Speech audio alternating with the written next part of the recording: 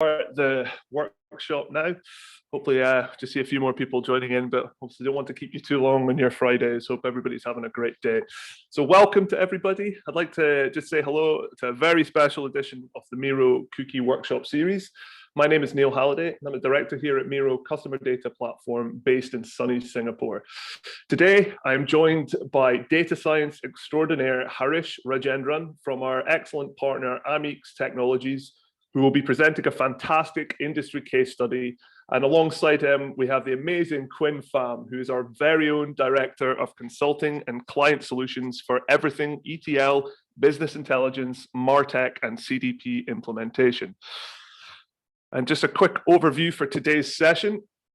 For today's session, we'll be breaking down the basics of what cookies actually are and how they're used, what changes are on the horizon, and what implications are to businesses and individuals.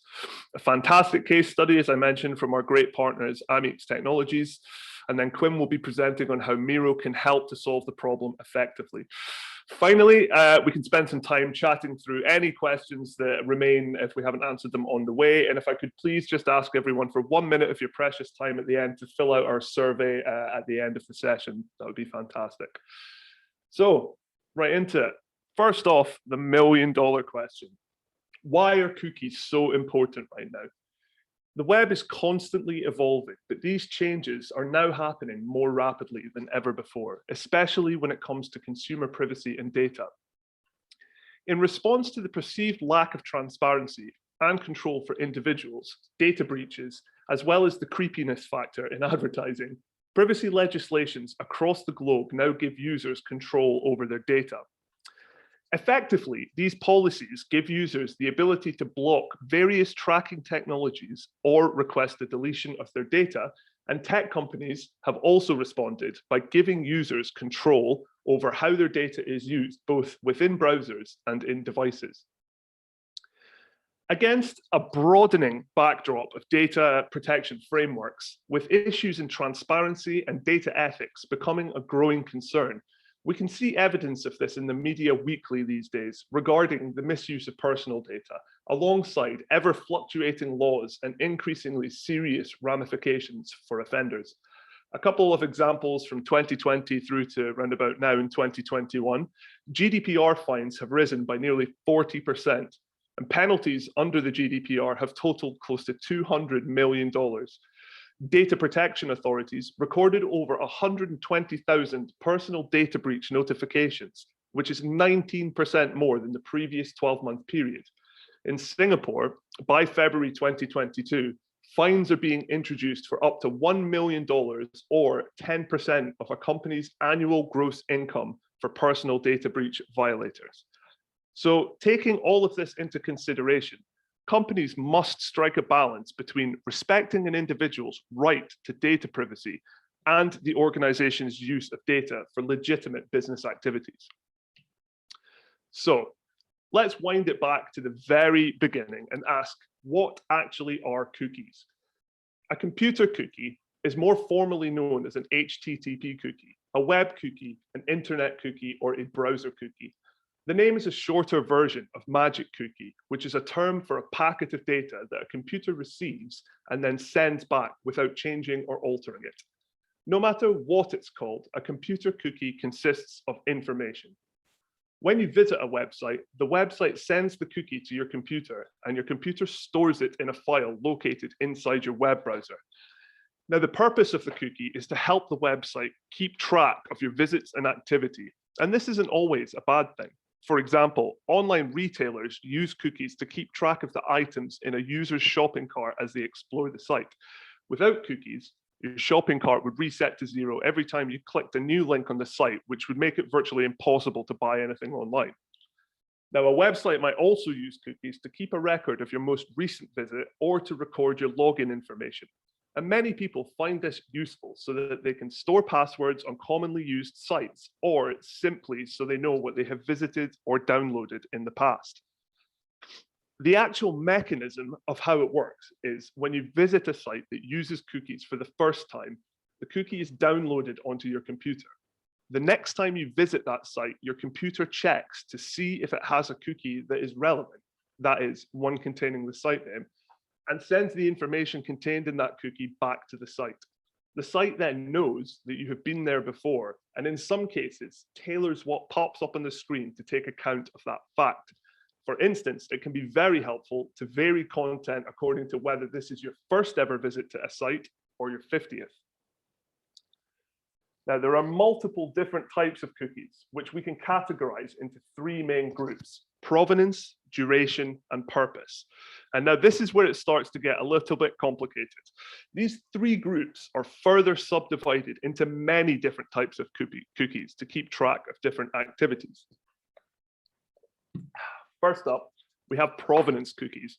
Technically speaking, first and third party cookies are the same type of files, and the term provenance refers to their place of origin. What's different is how they are created and used by websites. First party cookies are created by the host domain, i.e. the domain the user is visiting. These types of cookies are generally considered good. They help provide a better user experience and keep the session open. This basically means the browser is able to remember key pieces of information, such as which items you add to shopping carts, your username and passwords, and language preferences. And third-party cookies are those created by domains other than the one that the user is visiting at the time, and are mainly used for tracking and online advertising purposes. They also allow website owners to provide certain services such as live chats. So for example, in addition to a first-party cookie being created by a host site called, let's say, somenewsite.com, a third-party cookie is also created by ad.doubleclick.net. The reason for a third-party cookie is because the URL of ad.doubleclick.net does not match the domain of somenewsite.com. The cookie is left by a third-party advertising provider, hence the name third-party cookie. Next up, we have duration cookies. And these are further split into two categories. You have session cookies and persistent cookies. Session cookies are temporary cookie files which are erased when you close your browser. When you restart your browser and go back to the site that created the cookie, the website will not recognize you. You will have to log back in if a login is required, or select your preferences themes again if the site uses these features. A new session cookie will be generated, which will store your browsing information and will be active until you leave the site and close your browser. Now, persistent cookies stay in one of your browser's subfolders until you delete them manually, or your browser deletes them based on the duration period contained within the persistent cookies file. And according to the e-privacy directive, they should not last longer than 12 months. However, in practice, they could remain on your device much longer if you do not take any action. Finally, we have purpose cookies, which are further subdivided into four categories. You have strictly necessary cookies, which are essential for a user to browse a website and use its features. A good example again of this are cookies allowing web shops to hold the items in the cart while the user is shopping online. These cookies will be first-party session cookies in general. Now, preference cookies or functionality cookies allow a website to remember the choices that a user has made, such as preferred language, region, or what is the username and password. Next up, we have statistics cookies or performance cookies. For example, visited or clicked pages. This information cannot be used to identify you. It is all aggregated and anonymized. The purpose of these cookies is to improve website functions. Performance cookies are also from third-party analytics services as long as the cookies are for the exclusive use of the owner of the website visited. And last up, we have marketing cookies or targeting cookies. These track users' online activity to help advertisers deliver more relevant ads or to limit how many times they have seen an ad. Targeting cookies can share that information with other organizations or advertisers. They are persistent cookies and almost always of third-party provenance. So all of this now, why the growing paranoia that is catalyzing all of these changes? And the answer, it probably depends on how you feel about organizations, both big business and government, storing information about you. There's nothing especially secret or exceptional about the information gathered by cookies, but you may just dislike the idea of your name being added to marketing lists or your information being used to target you for special offers. And that is your right, just as others are entitled to go along with the process. So when cookies first started to appear, there was lots of controversy. Some people regarded them as inherently sneaky, as your computer was being used without warning to store personal information about you, which could then be used to build a picture of your browsing habits. And all of this is what has led to various global legislations being introduced to provide transparency, options for consent, and increased privacy for web users. In order to comply with the new regulations, website owners were charged with telling visitors about the cookies they use and also obtaining their consent. And in practice, we see this every time we go on the internet. Websites that have complied now display a pop-up when you first visit that links to an explanation of their cookie policy and allows you to accept it. So, what is changing? Third-party cookies have been going through various phases of demise for some time, with Safari and Firefox blocking third-party cookie tracking. But when it comes to market share, Google's Chrome is currently the leader by some degrees of magnitude, and so its switchover is the big one. On June 24th this year, Google announced that they intend to delay by more than a year its self-imposed deadline to deprecate third-party cookies in its Chrome browser. The timeline was originally targeted for March 2022, but is now expected to be complete by 2023.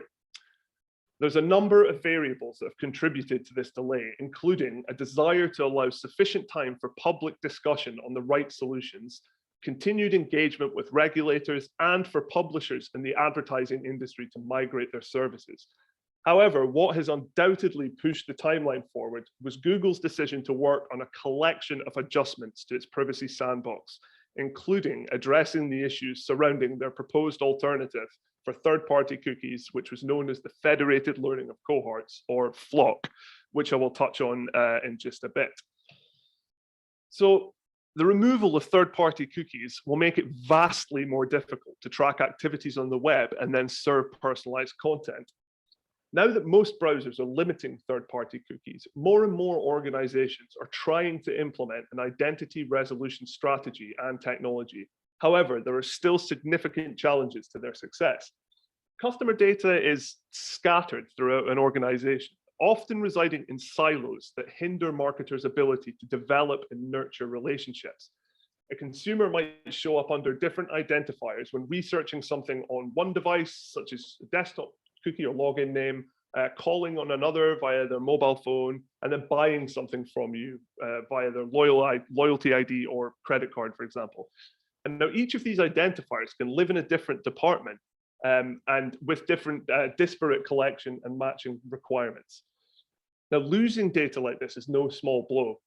A recent marketers survey conducted by Provenance partners found that 80% of marketers reported being very reliant on third-party cookies, while fewer than half of those surveyed felt prepared for the upcoming changes. Okay, now for Google. And as we touched on there, this is the big one due to Chrome's vast market share. They will no longer enable individual level tracking and targeting. There will be no more behavioral targeting or profile building in its ad products. And they have also committed to not build alternative identifiers such as hashed emails. A couple of things, however, will remain the same. Google will still track and target users on mobile devices, and they will continue to allow advertisers to match their own customer data to Google's first-party data to target or measure campaigns. The catch being, as long as it resides within Google-owned inventory. So as I touched on earlier, Google's proposed solution for the deprecation of third-party cookies was known as the Federated Learning of Cohorts, or FLoC. And as I said, this was Google's alternative to third-party cookies and was based on machine learning. Now, FLoC is a type of web tracking that groups people into cohorts based on their browsing history for interest-based advertising. It was promising, but it was also very problematic. Earlier this year, The Economist reported that it may be hard for Google to stop the system from grouping people together by characteristics they wish to keep private, such as race or sexuality.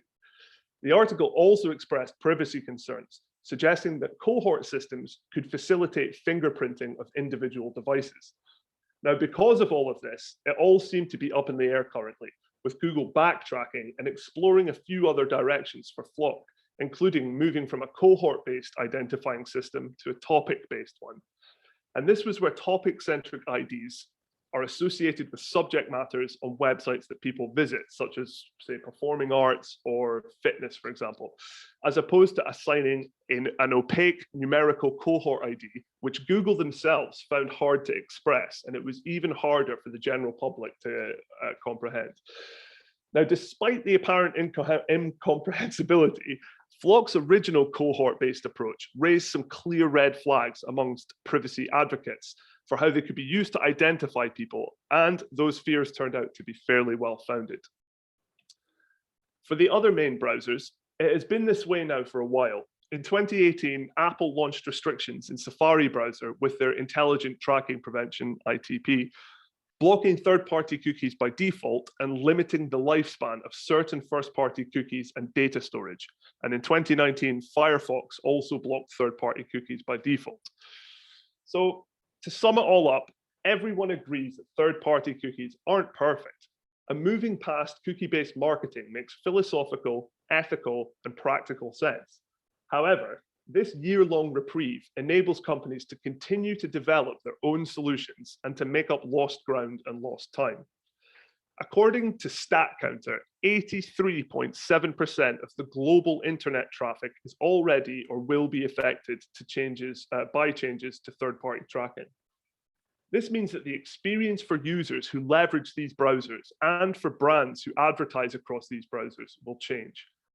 The experience will change to mean a greater shift towards opt-in or consent from users to be tracked. And the ramification for advertisers is that they will lose relevance at scale, especially when it comes to retargeting.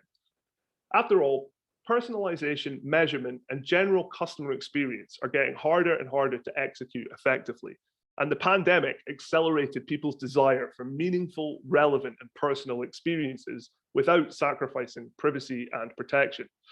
Google is simply giving us a temporary stay of execution, not a pardon. So finally, my last couple of slides before we dive into the Amex case study, let's just take a moment to talk about the impact for marketers, which is going to be focused around three critical points: targeting, measurement, and attribution. In general, it will be harder to target audiences with granular precision. Third-party data, for example, in a DMP, used for precision targeting is less accurate due to its heavy reliance on third-party cookies. Reliance on walled gardens for individual targeting will increase, such as Google, because it will still allow customer matching on its own properties. And it will be difficult to find new high-value audiences, as finding prospects that are more likely to convert using propensity-based modeling is no longer supported. For measurement, we will see inaccuracies in counts of unique views, which will be driven by losing the credible links between ad exposure to ad outcomes, ultimately resulting in complex performance measurements for ad campaigns across the media landscape. And finally, multi-touch attribution will be limited due to the reliance on third-party data. And this will lead many to move towards an ineffective last-click attribution strategy, where it's impossible to track the various stages of the all-important customer journey from initial interaction through to conversion. So just to wrap up this first phase on the grand history of cookies and the changes, Chrome will phase out support for third-party cookies by 2023. Google holds the dominant position in online advertising, and any changes to Chrome has a deep impact on organizations. Furthermore, as we spoke of previously, Google isn't the only major player altering the digital landscape. Apple has already made changes to restrict third-party cookies in their web browser, along with changes to mobile identifiers and email permissions. Right now, the data titans are making all the rules. Our advice: don't wait for Apple, Google, and Chrome to solve these challenges. The era of third-party cookies is coming to an end, but that doesn't mean that companies should abandon personalization. It's just time for a new, better approach, namely first-party data solutions, those that are built and owned by the brand. These are the foundation for navigating the new media landscape, and marketers should continue to invest in strategies that solve for the delayed deprecation of third-party cookies. So, thank you.